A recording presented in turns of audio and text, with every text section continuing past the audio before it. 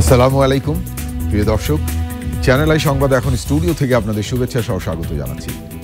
আজ সংবাদে পুরোটা জুড়েই আপনাদের সঙ্গে থাকবো আমি সাইদুর রহমান। আশা করছি আপনারা আমাদের সঙ্গে থাকবেন। এখন সবার আগে শুনুন যথারীতি ফ্রেশ ফুলকি মিল্ক পাউডার সংবাদ শিরোনাম।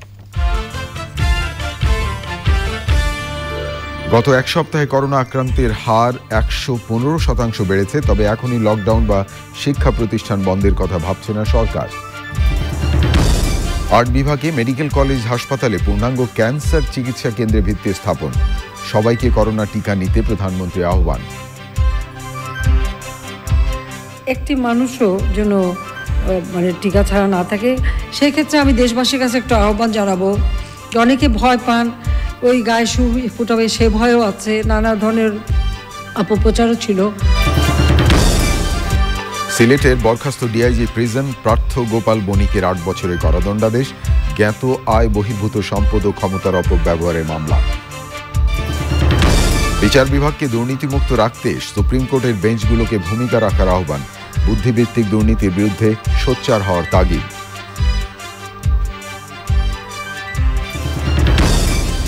এবং নৌকার বিপক্ষে গিয়ে শামীম ওসমান প্রধানমন্ত্রীর বিরুদ্ধে অবস্থান নিয়েছেন। অভিযোগ আইবির, নিজেকে প্রধানমন্ত্রীর পছন্দের বলে তৈমুরের দাবি।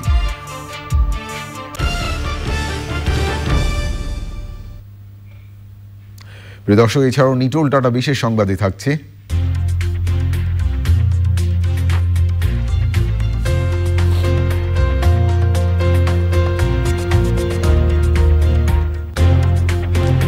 এসিআই পিওর সরিষার তেল আনন্দ আলো জাতীয় ভর্তা প্রতিযোগিতার 3য় আসর শুরুর খবর।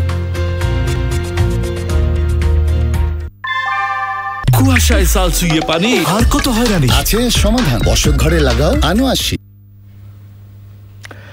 ধন্যবাদ প্রিয় দর্শক আমাদের সাথে যোগ দেওয়ার জন্য। এতক্ষণ সংবাদ শিরোনাম শুনলেন, চলুন যাওয়া যাক পুরো খবরে। আর এখনকার এই সংবাদ আয়োজন একই সঙ্গে চ্যানেল আই অনলাইনের লাইভ টিভি এবং চ্যানেল আই অনলাইনের ভেরিফাইড ফেসবুক পেজেও সরাসরি সম্প্রচার হচ্ছে।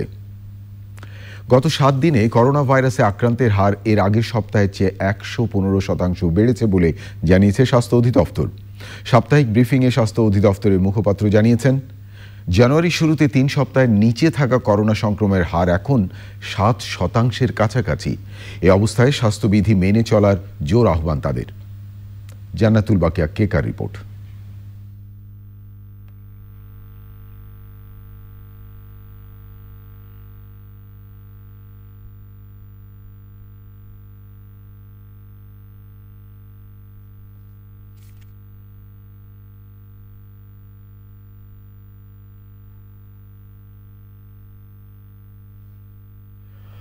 প্রিয় দর্শক, আমরা রিপোর্টটির জন্য অপেক্ষা করছি।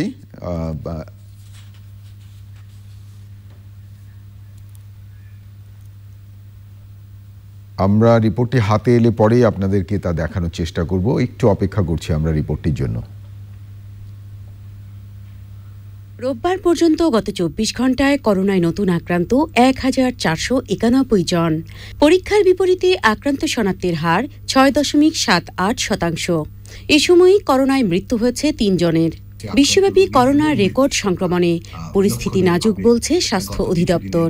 রোগীর সংখ্যা বেড়েছে এবং একটু একটু করে আমরা দেখছি যে আক্রান্তদের ভিতরে ক্ষয়ক্ষতির সংখ্যাটিও বাড়ছে। গত 2 মাসে দেশে করোনায় আক্রান্ত শনাক্তের হার ছিল 2% নিচে, কিন্তু চলতি মাসের দ্বিতীয় দিন থেকে আক্রান্তের সংখ্যা ও হার দুটোই বাড়ছে। গত 7 দিনে শনাক্ত হয়েছেন 6300 জন নতুন রোগী, যেটি তার পূর্ববর্তী সপ্তাহের চাইতে 3376 জন, বা শতকরা হিসেবে যদি আমরা বলি 115%-এরও বেশি।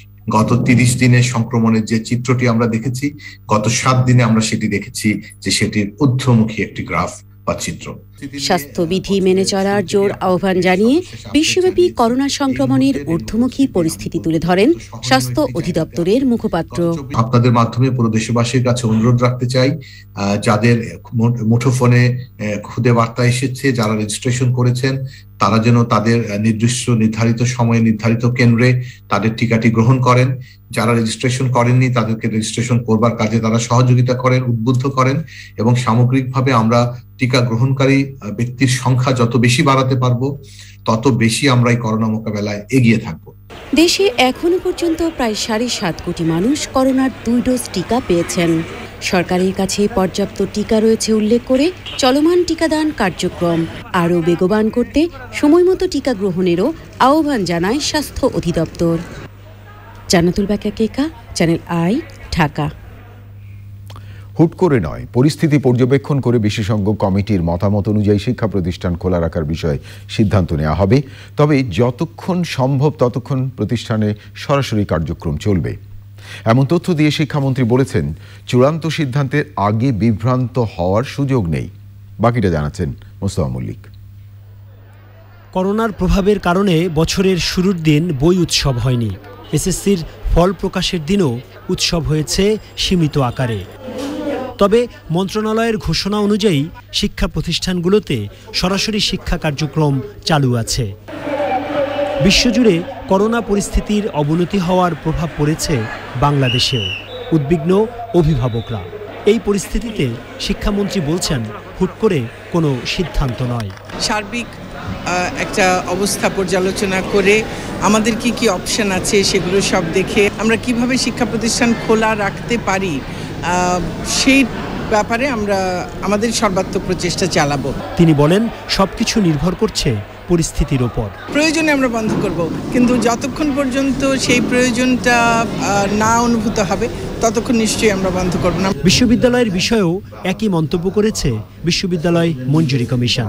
আমরা এখন তো ক্যাপাসিটি বিল্ড আপ হয়ে গেছে, আগের মতো সমস্যা হবে না। এখন এই স্বাভাবিক একটা ব্লেন্ডেড লার্নিং অ্যাপ্রোচ বলে আমরা দুইটা রাখেন পাশাপাশি। বিশ্ববিদ্যালয়ের শিক্ষার্থীদের টিকা কার্যক্রম শেষ হয়েছে, চলমান রয়েছে স্কুল কলেজ শিক্ষার্থীদের টিকা কার্যক্রম। করোনার কারণে 2020 সালের 18 মার্চ সারা দেশের শিক্ষা প্রতিষ্ঠান বন্ধ করা হয়েছিল, যেটি আবার খোলা হয়েছিল 2021 সালের 12 সেপ্টেম্বর। যে মুহূর্তে শিক্ষার্থীরা শিক্ষা প্রতিষ্ঠানে আসার জন্য আবারও নিয়মিত হতে শুরু করেছে, ঠিক এমন একটা সময়ে আবারও করোনার সংক্রমণের হার বৃদ্ধি। এমন একটা জটিল পরিস্থিতিতে মন্ত্রণালয় বলছে তারা যেমন শিক্ষার্থীদের লেখাপড়া নিয়ে উদ্বিগ্ন, একইভাবে শিক্ষার্থীদের স্বাস্থ্যগত দিকটি নিয়েও তারা ভাবছেন। সাভারের আশুলিয়া থেকে মোস্তফা মল্লিক, চ্যানেল আই। ঢাকায় বিভিন্ন দেশের কূটনীতিক সপরিবারে করোনা টিকার বুস্টার ডোজ নিচ্ছেন। কার্যক্রম উদ্বোধন করে পররাষ্ট্রমন্ত্রী ডক্টর একে আব্দুল মোমিন জানিয়েছেন দেশে বর্তমান করোনা পরিস্থিতিতে এখনই লকডাউন দেওয়ার কথা ভাবছে না সরকার। ঢাকায় ভারতের হাই কমিশনার বিক্রম দোরাইস্বামী খুব প্রয়োজন না হলে ভারত ভ্রমণ না করার অনুরোধ জানিয়েছেন। আগামী 11 জানুয়ারি থেকে ভারতে ভ্রমণকারীদের 7 দিনের কোয়ারেন্টাইনে থাকতে হবে বলেও জানান ভারতীয় হাই কমিশনার। হাসপাতাল সংশ্লিষ্টরা জানিয়েছেন তালিকা অনুযায়ী 26টি দেশের রাষ্ট্রদূত থেকে শুরু করে বিভিন্ন পর্যায়ে দায়িত্বপ্রাপ্ত এবং তাদের পরিবারের সদস্যরা রাজধানীর মহাখালীতে শেখ রাসেল জাতীয় গ্যাস্ট্রোলিভারি ইনস্টিটিউট এবং হাসপাতালে টিকা নিচ্ছেন। হাসপাতাল কর্তৃপক্ষ জানিয়েছেন বুস্টার ডোজ নেবেন এমন 270 জনের নামের তালিকা তারা পেয়েছেন।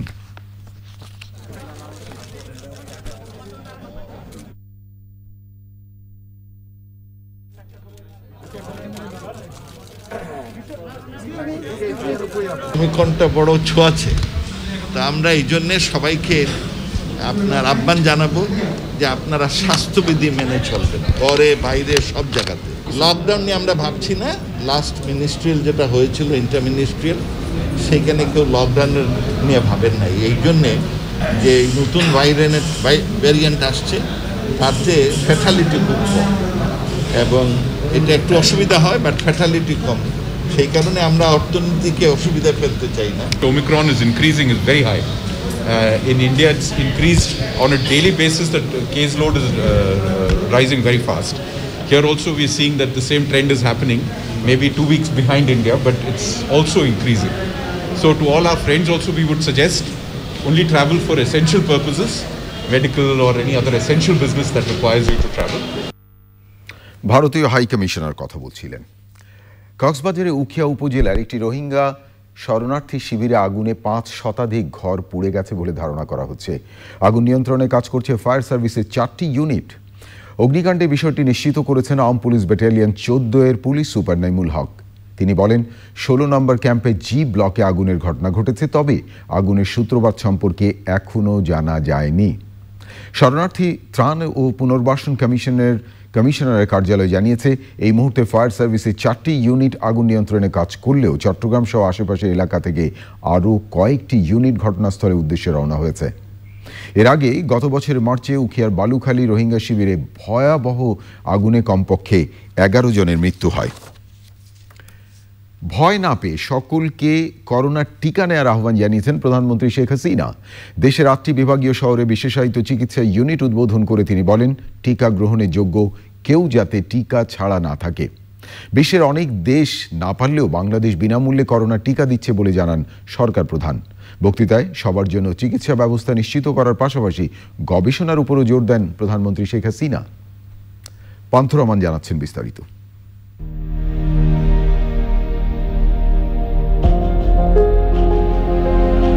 নির্বাচনী প্রতিশ্রুতি বাস্তবায়নের অংশ হিসেবে বিশেষায়িত চিকিৎসা ব্যবস্থা দেশজুড়ে সম্প্রসারণের উদ্যোগ নিয়েছে সরকার। শুধু রাজধানী কেন্দ্রিক না রেখে বিশেষায়িত চিকিৎসা সহজলভ্য করতে দেশের 8টি বিভাগীয় শহরের হাসপাতালগুলোতে 460 শয্যার সমন্বিত ক্যান্সার, কিডনি ও হৃদরোগ ইউনিট গড়ে তোলা হচ্ছে। প্রথম ধাপে শুরু হচ্ছে ক্যান্সার ইউনিটের কাজ। ওসমানী স্মৃতি মিলনায়তন আর 8টি বিভাগীয় শহরে একযোগে আয়োজন করা এই ভিত্তিপ্রস্তর অনুষ্ঠানে গণভবন থেকে অনলাইনে যোগ দেন প্রধানমন্ত্রী শেখ হাসিনা। প্রায় 13 বছরে 12টা বিশেষায়িত হাসপাতাল এবং 11টি বিশেষায়িত হাসপাতালকে সম্প্রসারণ ও উন্নয়ন করা হয়েছে। বক্তৃতায় বারবারই করোনা ভাইরাস এবং এর নতুন ধরন ওমিক্রনের কথা মনে করিয়ে দিয়ে সবাইকে স্বাস্থ্যবিধি মেনে চলার আহ্বান জানান সরকার প্রধান। পৃথিবীর বহু দেশ কিন্তু বিনা পয়সায় দেয় না, অনেক উন্নত দেশও দেয় না, কিন্তু বাংলাদেশে আমরা কিন্তু ভ্যাকসিন বিনা পয়সায় দিচ্ছি। এর জন্য বাজেটে আলাদাভাবে আমরা টাকাও বরাদ্দ রেখে দিয়েছি এবং যত টাকাই লাগুক আমাদের এই কার্যক্রম আমরা অব্যাহত রাখব।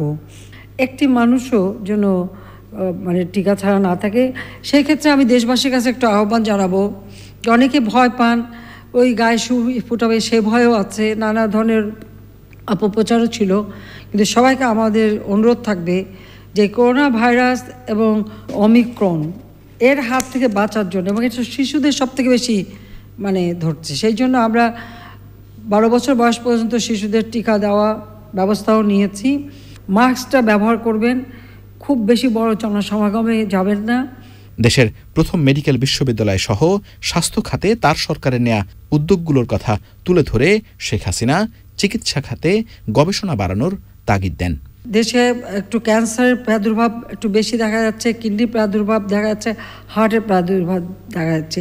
এই ক্ষেত্রে জনগণকে বলবো যে এইসব ব্যাপারগুলি যখন বেশি দেখা যাচ্ছে তখন স্বাস্থ্য সুরক্ষাটা মানা এবং কী স্বাস্থ্যবিধিটা মানলে পরে নিজেকে সুস্থ রাখা যায় এবং খাদ্য অভ্যাস থেকে শুরু করে সব ব্যাপারে সবাইকে একটু বিশেষভাবে সচেতন হবার জন্য আমি আহ্বান জানাচ্ছি। বিশেষায়িত ইউনিটগুলোর কাজ মানসম্মতভাবে করার নির্দেশনাও দেন প্রধানমন্ত্রী শেখ হাসিনা। পান্থ রহমান, চ্যানেল আই, ঢাকা। জ্ঞাত আয় বহির্ভূত সম্পদ অর্জন এবং ক্ষমতার অপব্যবহারের মামলায় বরখাস্ত ডিআইজি প্রিজন পার্থ গোপাল বণিককে 8 বছরের কারাদণ্ডাদেশ দিয়েছে আদালত। ঢাকার বিশেষ জজ শেখ নাজমুল আলমের আদালত এই রায় দেন। রায়ে অবৈধভাবে উপার্জিত 65,14,000 টাকা রাষ্ট্রের অনুকূলে বাজেয়াপ্ত করার আদেশ দেওয়া হয়েছে। প্রিয় দর্শক, বাকিটা জানাচ্ছেন শহীদুল্লাহ রাজু। দুদকের দায়ের করা মামলায় সকালে ঢাকা 4 নম্বর বিশেষ জজ আদালত সিলেটের বরখাস্ত ডিআইজি প্রিজন্স পার্থ গোপাল বণিককে হাজির করা হয়। রায়ে তার বিরুদ্ধে আনা দুর্নীতি দমন আইনের 2টি ধারায় অভিযোগ প্রমাণ হয়েছে উল্লেখ করে 8 বছরের কারাদণ্ডাদেশ দেন আদালত। কারাগারে থাকা কয়েদিরা ঊর্ধ্বতন কর্তৃপক্ষের আমানত উল্লেখ করে এর বরখেলাপ হয়েছে বলে পর্যবেক্ষণ দিয়েছেন আদালত। পার্থ গোপাল বণিক তার বাড়িতে যে 80 লক্ষ টাকা পাওয়া গিয়েছে, এই 80 লক্ষ টাকার মধ্যে তিনি ইনকাম ট্যাক্সে যে ঘোষণা দিয়েছিলেন সেই ঘোষণাটা তার মতো করে তিনি দিয়েছিলেন জেলখানায় থাকাকালীন অবস্থায়। তো সব কিছুর ঊর্ধ্বে 80 লক্ষ টাকা থেকে 65 লক্ষ টাকা তার অবৈধ উপার্জন ঘোষণা করে এই টাকাটা বাতিল করা হয়েছে। মোট 8 বছর সাজা দেওয়া হয়েছে এবং এই সাজাগুলি একসাথে খাটার নির্দেশ দেওয়া হয়েছে। কারাগারে পার্থ বণিকের জন্য ডিভিশন দেওয়ার আবেদন করেন তার আইনজীবী। 4টি আইনে যে চার্জ গঠন করা হয়েছিল তার মধ্যে সেকশন 161 অর্থাৎ ঘুষ বা ইলিগাল গ্র্যাটিফিকেশন এবং মানি লন্ডারিং প্রতিরোধ আইন সেকশন 4 সাবসেকশন 2 অর্থাৎ এই দুটো আইনের অধীনে প্রসিকিউশন পক্ষ তার আনিত অভিযোগ প্রমাণ করতে সক্ষম হন নাই। উচ্চ আদালতে গেলে এই আসামি ন্যায় বিচারের স্বার্থে সে বেনিফিট পাবে। 2019 সালের 28শে জুলাই সিলেট বিভাগের তৎকালীন ডিআইজি প্রিজন্স পার্থ গোপাল বণিকের ধানমন্ডির বাসা তল্লাশি করে 80 লাখ টাকা জব্দ করে দুদক। 29শে জুলাই দুর্নীতি দমন ও মানি লন্ডারিং সহ 4টি অভিযোগে তার বিরুদ্ধে মামলা করা হয়। Shahidullah Raju, channel I, Dhaka. চট্টগ্রামে মিতু হত্যার ঘটনায় সাবেক এসপি বাবুল আক্তারের দায়ের করা পাঁচলাইশ থানার মামলায় তাকে গ্রেফতার দেখিয়েছে পিবিআইয়ের আবেদনের শুনানির পরিপ্রেক্ষিতে। শুনানি শেষে পিবিআইয়ের গ্রেফতার আবেদন মঞ্জুর করেন আদালত। এর আগে মিতুর বাবার দায়ের করা মামলায় এসপি বাবুল আক্তারকে গ্রেফতার দেখানো হয়। একই ঘটনায় 2 মামলায় আদালত চলতে পারে না উল্লেখ করে এসপি বাবুলের পক্ষে উচ্চ আদালতে যাওয়ার ঘোষণা দিয়েছেন। 2016 সালে 5 জানুয়ারি নগরীর জিসি মোড়ে এলাকায় বাসার কাছে দুর্বৃত্তদের গুলি এবং ছুরিকাঘাতে সাবেক পুলিশ কর্মকর্তা বাবুল আক্তারের স্ত্রী মিতু নিহত হন।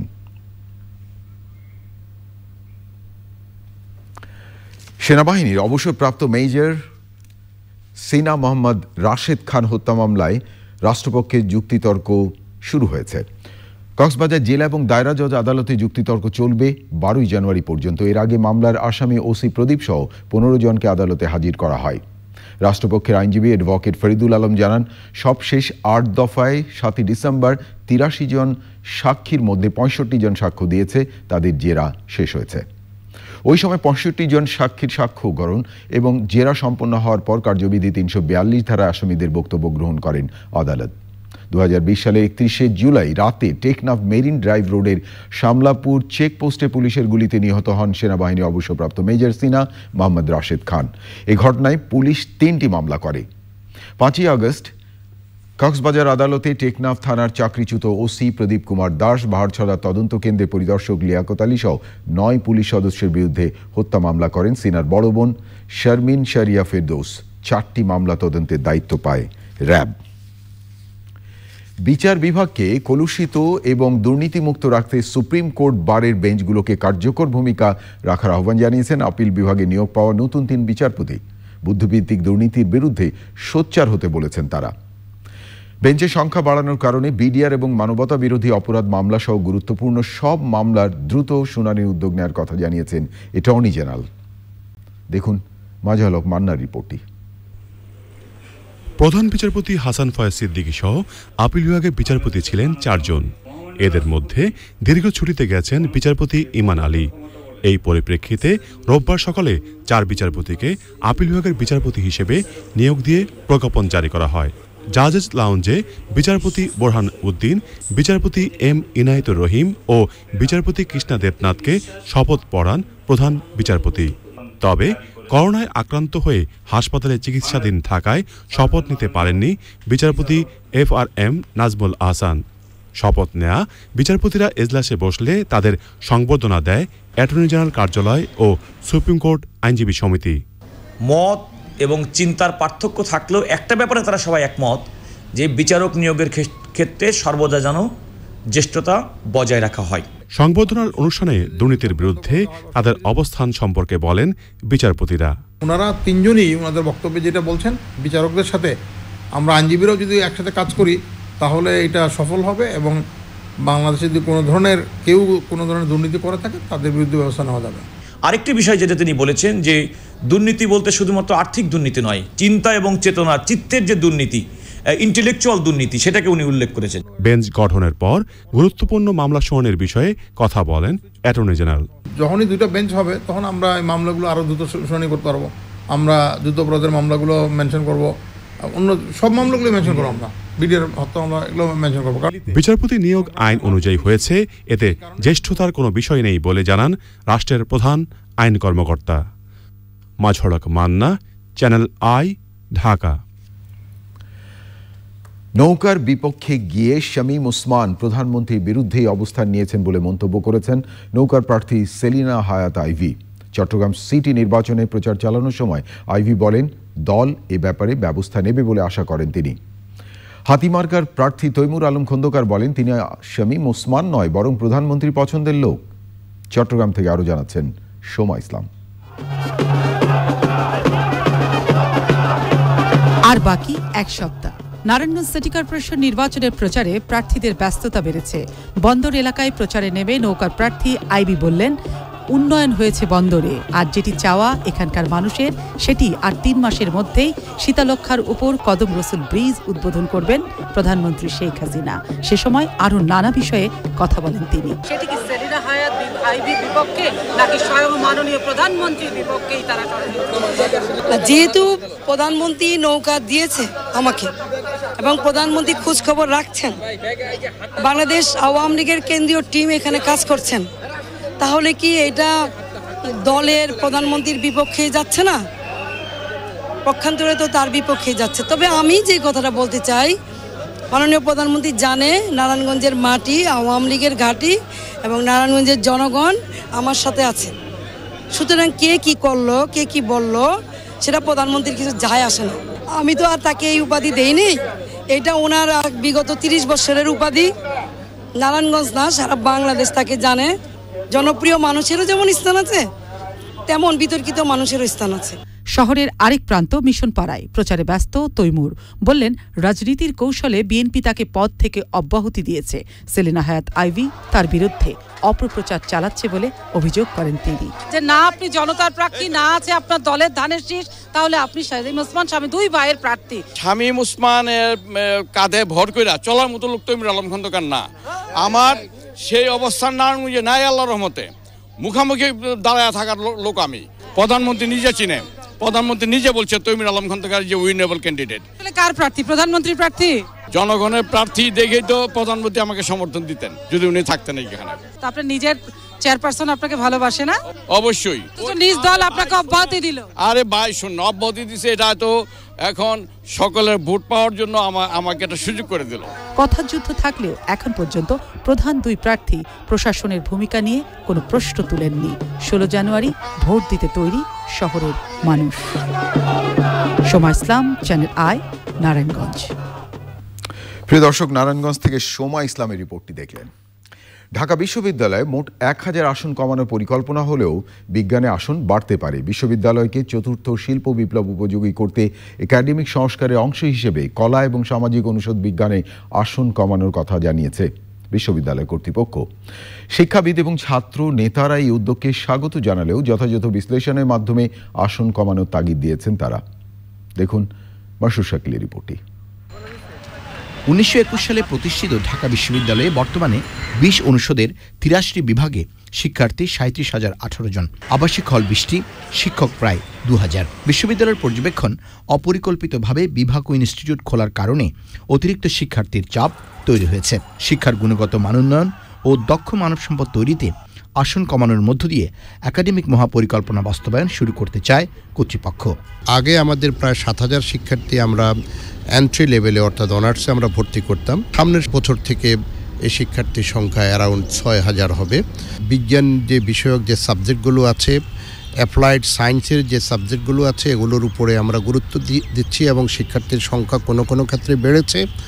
আবার কোনো সাবজেক্ট, আমাদের কলা অনুষদের কোনো সাবজেক্ট কিংবা সামাজিক বিজ্ঞান অনুষদের কোনো সাবজেক্ট, যেগুলো আগে থেকে শিক্ষার্থীর সংখ্যা অধিকতর ছিল এবং এই তাগিদটা ছিল দীর্ঘদিন থেকে শিক্ষার্থীর সংখ্যা কমানোর। বিশ্বের বিভিন্ন বিশ্ববিদ্যালয় সময়ের সাথে তাল মিলিয়ে নানামুখী সংস্কার করলেও বাংলাদেশে হয়নি বলে মনে করেন বিশ্ববিদ্যালয় মঞ্জুরি কমিশনের সাবেক এই চেয়ারম্যান। আমি বলবো যে সংকোচন আমি বলবো না, এটা হচ্ছে রিঅর্গানাইজিং, রিস্ট্রাকচারিং, রিফর্মিং। হ্যাঁ, যেমন আজ থেকে 20 বছর 30 বছর আগে যে বিভাগগুলো দরকার ছিল, 20-30 বছর পরে সেই বিভাগগুলো তো হয়তো তেমন একটা দরকার নেই। কারণ দিন শেষে যারা ওই ডিপার্টমেন্টগুলো থেকে পরে বের হবে, তাকে হয় চাকরি খুঁজতে হবে, চাকরিতে যেতে হবে, অথবা তাকে নিজে এন্টারপ্রেনার হতে হবে। কিন্তু আমাদের শিক্ষা ব্যবস্থায়, সেটা ঢাকা বিশ্ববিদ্যালয় বলে না, বাংলাদেশের উচ্চশিক্ষা ব্যবস্থায় সেই জিনিসটার উপর নজর দেওয়া হয় না। শিক্ষার্থী কমানোর উদ্যোগ যথাযথ বিশ্লেষণ ও চাহিদার ভিত্তিতে না হলে উচ্চশিক্ষা সংকুচিত হতে পারে বলে মনে করেন ছাত্র নেতারা। আমরা যেটি চাই সেটি হচ্ছে যে বিশ্ববিদ্যালয় প্রশাসন আমাদের শিক্ষাবিদদের নিয়ে একটি টাস্ক ফোর্স করুক এবং অবশ্যই আমাদেরকে জাতীয় এবং আন্তর্জাতিক চাহিদা, উচ্চশিক্ষার প্রয়োজনীয়তা, বিশ্ববিদ্যালয়ের সঙ্গে শিল্প প্রতিষ্ঠানের সঙ্গে সম্পর্ক, এসব বিষয় বিবেচনা রেখেই সংখ্যাটি নির্ধারণ করতে হবে। কারণ আমরা ঢাকা বিশ্ববিদ্যালয়ে এখনও কোনো ধরনের একাডেমিক মাস্টার প্ল্যান প্রণয়ন করা হয়নি। 2021-22 শিক্ষাবর্ষ থেকে নতুন আসন সংখ্যা অনুযায়ী বিভাগগুলোতে শিক্ষার্থী ভর্তি করার পরিকল্পনা করছে শতবর্ষী ঢাকা বিশ্ববিদ্যালয়। জাতীয় আন্তর্জাতিক প্রেক্ষাপট বিবেচনা, কর্মসংস্থানের চাহিদা এবং সময় উপযোগিতার নিরিখে বিশ্বের বিভিন্ন বিশ্ববিদ্যালয় সময়ে সময়ে তাদের একাডেমিক কার্যক্রমে সংস্কার এনেছে। ঢাকা বিশ্ববিদ্যালয় তার শতবর্ষে বৃহৎ একাডেমিক কার্যক্রম সংস্কারের অংশ হিসেবে প্রথমবারের মতো ভর্তির ক্ষেত্রে আসন সংখ্যা সীমিত করার উদ্যোগ নিল। ঢাকা বিশ্ববিদ্যালয় থেকে মাসরুর শাকিল, চ্যানেল আই। আমার হাতে আরও খবর আছে প্রিয় দর্শক, দেখতে থাকুন চ্যানেল আই সংবাদ। এবারে অশোক লেল্যান্ড ইফাদ অটোস বিরতি, আর বিরতির পর যা দেখতে পাবেন। ব্রাজিলের একটি লেকে পর্যটকবাহী জাহাজে পাহাড় ধসে পড়ে কমপক্ষে 7 জন নিহত, আহত 32 জন, এখনও নিখোঁজ 3 জন। বিরতির পর ফিরে এলাম। ধন্যবাদ প্রিয় দর্শক আবারও চ্যানেল আই সংবাদে যোগ দেওয়ার জন্য। এবারে জিপিএইচ ইস্পাত বাংলাদেশের অগ্রযাত্রা সংবাদ।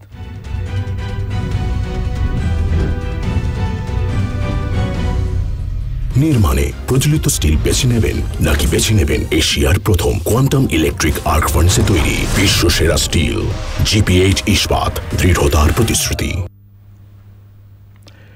তৃণমূলের অতি ক্ষুদ্র উদ্যোক্তাকে এক ছাদের নিচে সব ধরনের কারিগরি ও প্রযুক্তি সেবা দিচ্ছে পল্লী কর্মসংস্থান সহায়ক ফাউন্ডেশন PKSF। টেকসই উদ্যোগ প্রকল্পের মাধ্যমে বিশ্ব ব্যাংকের সহযোগিতায় 40,000 প্রতিষ্ঠানের পরিবেশ ও কর্মী বান্ধব উৎপাদন নিশ্চিত হয়েছে। ওয়ান স্টপ সার্ভিস সেন্টারে পণ্যের ডিজাইন এবং উৎপাদন প্রক্রিয়ার বিভিন্ন সেবা মিলছে, ফলে লাখ লাখ টাকা দামের ডাইস এবং ফিনিশিং মেশিন কিনতে হচ্ছে না প্রান্তিক উদ্যোক্তাদের। এবারে সামিট আন্তর্জাতিক সংবাদ।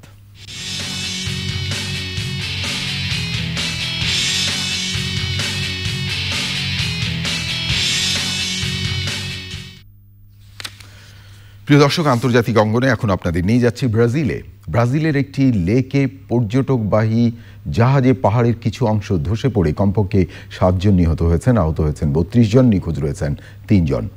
অনলাইনে ভাইরাল হওয়া একটি ভিডিওতে দেখা যায় পাহাড় থেকে শিলা বিচ্ছিন্ন হয়ে যাওয়ার দর্শনার্থীদের নিচের নৌকাগুলোকে সতর্ক করার চেষ্টা করছে। সে সময় বেশিরভাগ জাহাজ নিরাপদ স্থানে সরে যেতে পারলেও একটি জাহাজ ডুবে যায়। ব্রাজিলের দক্ষিণ পশ্চিমাঞ্চলে মিনাস গেরাইস রাজ্যে কয়েকদিনে বৃষ্টির পর পাহাড় ধসের ঘটনা ঘটে। উদ্ধারকর্মীরা জানান 3টি জাহাজের পাথরে আঘাত লাগে। নিখোঁজদের খোঁজে উদ্ধার অভিযান চলছে। প্রিয় দর্শক, এবারে নিটোল টাটা বিশেষ সংবাদ।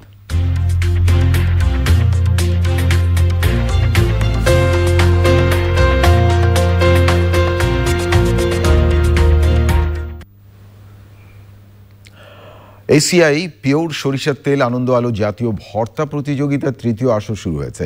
প্রাথমিক রাউন্ডের জন্য প্রতিযোগিতার শেষ তারিখ 21শে জানুয়ারি। চ্যানেল আই ভবনে সংবাদ সম্মেলনে প্রতিযোগিতার বিস্তারিত তুলে ধরেন আয়োজকরা। আরও জানাচ্ছেন সুলতানা হিমু।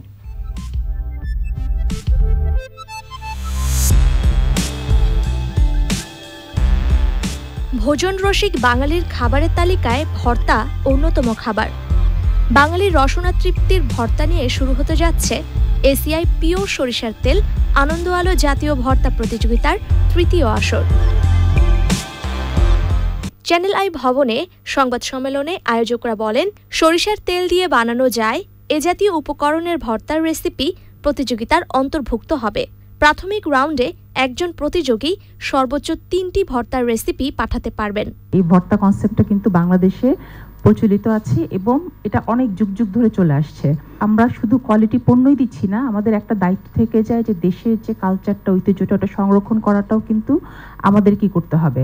আমরা কোম্পানিরা আছেন, আমাদের আনন্দ আলো পার্টনাররা আছেন, সবাই মিলে কিন্তু এই জিনিসটা রিজার্ভ করে রাখতে হবে, কোনো সময় যাতে এটা হারিয়ে না যায়। এই যে ভর্তা প্রতিযোগিতা, আমি ব্যক্তিগতভাবে মনে করি যে বাঙালির প্রত্যেকটি ঘরে ঘরে আপনার কিছু না থাকুক, আলুর ভর্তা যদি থাকে তাহলেই একটা সম্ভব। প্রতিযোগিতার বিচারক ও বিশিষ্ট রন্ধনশিল্পীরা বলেন, ভর্তার রেসিপিতে প্রতিযোগিতার নিজস্বতা থাকতে হবে। আমি যারা পার্টিসিপেন্ট তাদের বলবো, আপনারা অবশ্যই ভর্তার মেন যেটা জিনিস যা দিয়ে আপনারা এই প্রতিযোগিতায় আসছেন তাহলে সরিষার তেল, সেই সরিষার তেল যেন ভর্তাতে অবশ্যই দেবেন এবং আমরা যেন বুঝতে পারি যে আপনি পরিমাণ মতো দিয়েছেন। আবার অনেকগুলো দিয়ে দিলে হবে না, সরিষার তেলের যে সুঘ্রাণটা আছে, যেটা আমাদের আসলে ভর্তার একটা মেন জিনিস, সেটার যেন মানে সন্ধান পাই। যে বাড়িতে যারা গৃহিণীরা আছেন প্রতিদিনই এমন কিছু ভর্তা তৈরি করেন যেটা আপনার বাচ্চারা খেলে বা পরিবারের সবাই খেলে তাদের ইমিউন সিস্টেমটা বাড়বে, ভালো থাকবে।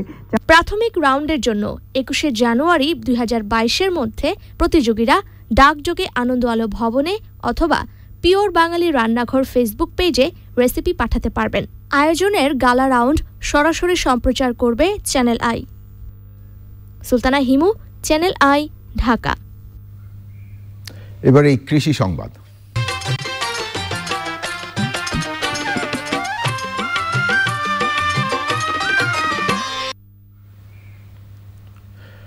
শরীয়তপুরের জাজিরায় কৃষকের বাড়ির আঙিনাগুলো মৌসুমি সবজি এবং ফল ফসলে পরিপূর্ণ হয়ে উঠেছে। জমির সর্বোচ্চ ব্যবহারে অনেক বেশি মনোযোগী হয়েছেন কৃষক। কৃষি বিভাগ বলছে আঙিনা থেকেও প্রচুর ফসল পাওয়া যাচ্ছে।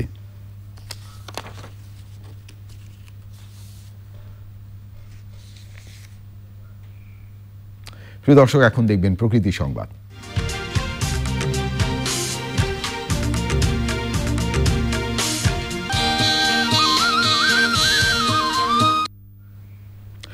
মাদারীপুরের বানর সংরক্ষণে 7 বছর আগে নেয়া ইকো পার্ক নির্মাণ প্রকল্প এখনো আলোর মুখ দেখেনি। খাবার এবং আবাস সংকটে থাকা প্রাণীগুলো বিপন্ন অবস্থায় রয়েছে। একসময় বানর দেখতে পর্যটকরা আসলেও এখন তারা হতাশ হচ্ছেন।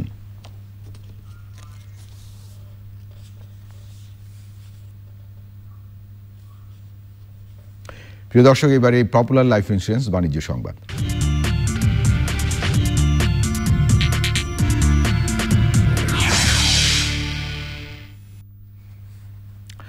ঢাকায় স্টক এক্সচেঞ্জে আজ সপ্তাহের প্রথম কার্যদিবসে লেনদেনে নিম্নমুখী প্রবণতা দেখা গেছে। আগের কার্যদিবসের চেয়ে ডিএসইর সূচক 54 পয়েন্ট কমে 6,932 পয়েন্টে দাঁড়িয়েছে। কমেছে বেশিরভাগ কোম্পানির শেয়ারের দাম।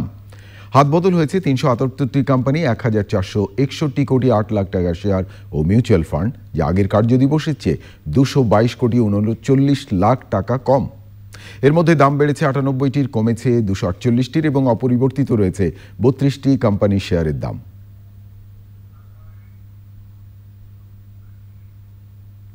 প্রিয় দর্শক, থাকুন চ্যানেলের সঙ্গে, ফিরছি একটু পরে আরও খবর নিয়ে।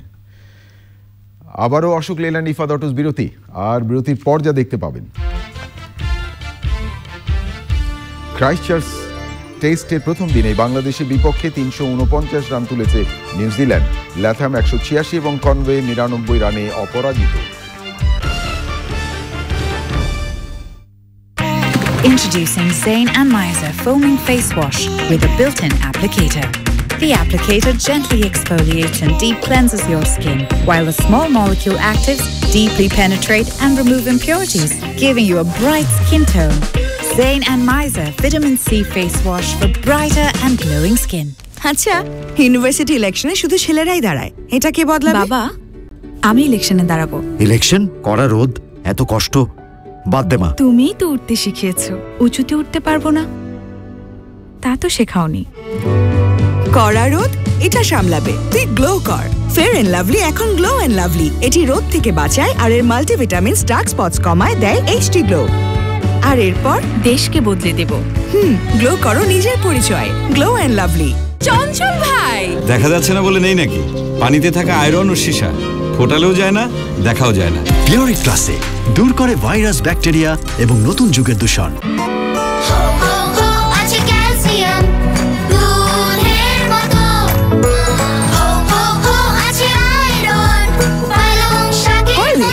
বাচ্চাদের দেয় একটি কমলার সমপরিমাণ ভিটামিন সি, 1.5 কাপ দুধের সমপরিমাণ ক্যালসিয়াম ও 3 বাটি পালং শাকের সমপরিমাণ আয়রন সহ 20টি ভাইটাল নিউট্রিয়েন্টস।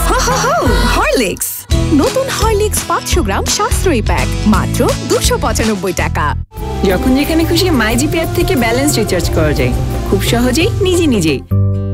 সারাদিনের ব্যস্ততায় ত্বকের যত্ন নেওয়ার সময় কই, ফলাফল শুষ্ক ত্বক। এজন্য আমার চাই ভ্যাসলিন ডিপ রেস্টোর। এতে আছে ভ্যাসলিন জেলি, যা প্রচন্ড শীতেও ত্বকে দেয় 6 গুণ দীর্ঘস্থায়ী ময়শ্চারাইজেশন আর দেয় সুস্থ ও সতেজ ত্বক সারাদিন। আমার কাজ তো শেষ, কিন্তু ভ্যাসলিনের কাজ চলছে। মিথি আপা, আজকাল খুব হাত খুলে খরচ হচ্ছে মনে হয়। সার্ফ এক্সেল অনেক দাম না? কিচ্ছু হয়নি, হাত না, আমার চোখ খুলে গেছে। কিভাবে? চলেন আপনাকে দেখাই। অ্যালোভেরা যুক্ত সার্ফ এক্সেল সাধারণ পাউডারের তুলনায় প্রতি ধোয়ায় লাগে মাত্র অর্ধেক, তাই এর 500 গ্রাম চলবে 1 মাসেরও বেশি। সানসিল্ক পিঙ্ক ব্যবহারে চুল দেখায় ঘন, আর ঘন চুলে সব পসিবল। ঘন চুলে হয়ে যাও পপুলার অথবা পাওয়ারফুল কিংবা দারুণ সুন্দর। ঘন চুলে সব hair style possible. Sunsilk pink thick and long with keratin yogurt চুলকে দেখায় ঘন। এখন এগিয়ে যাও ঘন চুলে। আপনার উজ্জ্বলতা কি হারিয়ে গেছে? না, লুকিয়ে আছে ত্বকের ডেড সেলস এর নিচে। নতুন Pond's white beauty face wash এর double brightness action dead cells কে দূর করে নতুন উজ্জ্বল সেলস গুলোকে বের করে আনে, যাতে আপনার উজ্জ্বলতা ফুটে ওঠে। নতুন Pond's white beauty face wash, প্রতি ওয়াশে দারুণ উজ্জ্বলতা।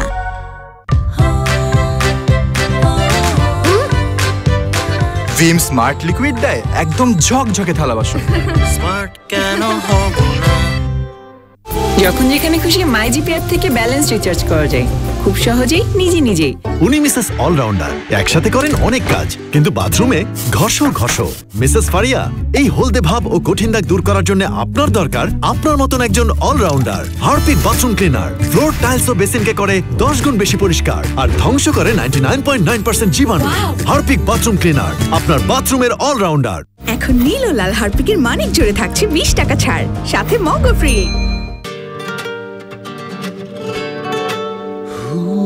এমন রূপ তোমার নজর কাড়বে সবার।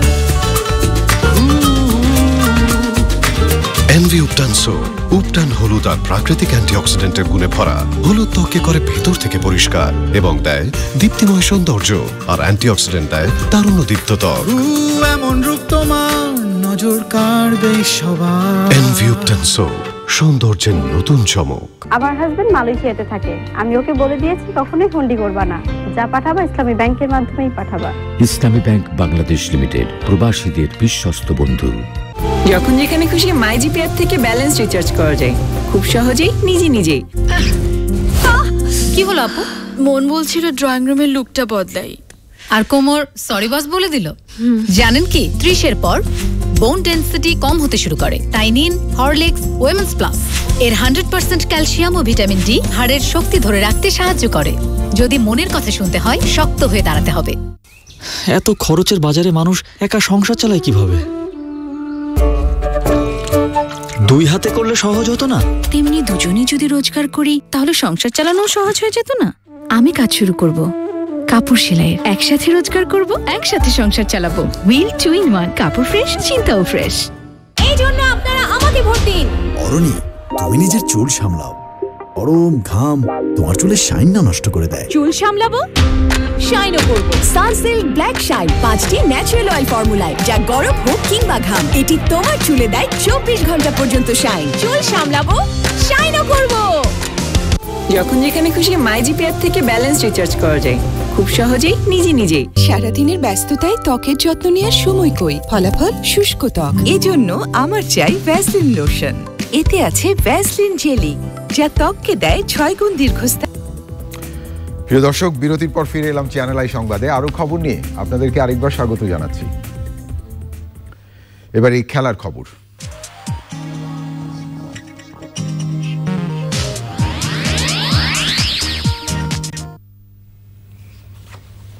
প্রিয় দর্শক, এখনকার খেলার খবরে পুরোটা জুড়েই রয়েছে ক্রিকেট। ক্রাইস্টচার্চে বাংলাদেশের বিপক্ষে দ্বিতীয় টেস্টের প্রথম দিন ব্যাট হাতে দাপট দেখিয়েছে নিউজিল্যান্ড। দিন শেষে স্বাগতিকদের সংগ্রহ 1 উইকেট হারিয়ে 349 রান। 186 রান করে ডাবল সেঞ্চুরির পথে রয়েছেন কিউই ক্যাপ্টেন টম ল্যাথম। দিনে একমাত্র উইকেট শিকারী টাইগার পেসার শরীফুল ইসলাম। বাকিটা জানাচ্ছেন সাদি মাহমুদ।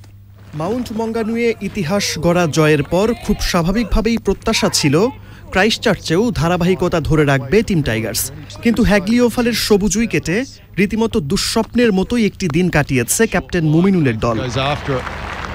আঙুলের ইনজুরিতে এই টেস্টে খেলতে পারবেন না ওপেনার মাহমুদুল হাসান জয়, সেটি আগেই জানা ছিল। তার জায়গায় অভিষেক হয়েছে আরেক ওপেনার নাইম শেখের। চোটে থাকা মুশফিকের জন্য দল অপেক্ষা করেছে শেষ মুহূর্ত পর্যন্ত। তার জায়গায় খেলছেন উইকেটকিপার ব্যাটসম্যান নুরুল হাসান সোহান। এতেই প্রায় 16 বছর পর 5 সিনিয়র মাশরাফি, সাকিব, তামিম, মুশফিক আর মাহমুদুল্লাহ সবাইকে ছাড়া টেস্ট খেলছে বাংলাদেশ। দিনের সাফল্য বলতে দ্বিতীয় সেশনে উইল ইয়াং এর একমাত্র উইকেট। 54 রানে এই ওপেনারকে ফেরান টাইগার পেসার শরীফুল ইসলাম, ভাঙেন 148 রানের ওপেনিং জুটি। ইয়াং ফিরে যাবার পর ওয়ান ডাউনে নামা ডেভন কনওয়েকে নিয়ে আরও ভয়ঙ্কর হয়ে ওঠেন স্বাগতিক ক্যাপ্টেন টম ল্যাথম, তুলে নেন ক্যারিয়ারের দ্বাদশ সেঞ্চুরি। দিন শেষে 186 রানে অপরাজিত কিউই ক্যাপ্টেন। অপর প্রান্তে থাকা কনওয়েও আছেন ক্যারিয়ারের তৃতীয় সেঞ্চুরির অপেক্ষায়। দিন শেষে 99 রানে আনবিটেন ডেভন কনওয়ে। হ্যাগলি ওভালে এর আগে প্রথম ইনিংসে গড় স্কোর ছিল 282 রান, কিন্তু নিউজিল্যান্ড প্রথম দিনই 349 রান তুলে বড় সংগ্রহেরই ইঙ্গিত দিয়ে রাখল। সাদি মাহমুদ, চ্যানেল আই। প্রিয় দর্শক, এই ছিল আপনাদের জন্য আমাদের সকল আয়োজন। তবে যাবার আগে ফ্রেশ ফোল্কিং মিল্ক পাউডার সংবাদ শিরোনাম আরও একবার। গত এক সপ্তাহে করোনা আক্রান্তের হার 115% বেড়েছে। তবে এখনই লকডাউন বা শিক্ষা প্রতিষ্ঠান বন্ধের কথা ভাবছে না সরকার। 8 বিভাগে মেডিকেল কলেজ হাসপাতালে পূর্ণাঙ্গ ক্যান্সার চিকিৎসা কেন্দ্রের ভিত্তি স্থাপন। সবাইকে করোনা টিকা নিতে প্রধানমন্ত্রীর আহ্বান। একটি মানুষও যেন টিকা ছাড়া না থাকে, সেই ক্ষেত্রে আমি দেশবাসীর কাছে একটা আহ্বান জানাবো। অনেকে ভয় পান, ওই গায়ে শু ফুটাবে সে ভয়ও আছে, নানা ধরনের অপপ্রচারও ছিল। সিলেটের বরখাস্ত ডিআইজি প্রিজন পার্থ গোপাল বণিকের 8 বছরের কারাদণ্ডাদেশ। জ্ঞাত আয় বহির্ভূত সম্পদ ও ক্ষমতার অপব্যবহারের মামলা। বিচার বিভাগকে দুর্নীতিমুক্ত রাখতে সুপ্রিম কোর্টের বেঞ্চগুলোকে ভূমিকা রাখার আহ্বান। বুদ্ধিবৃত্তিক দুর্নীতির বিরুদ্ধে সোচ্চার হওয়ার তাগিদ।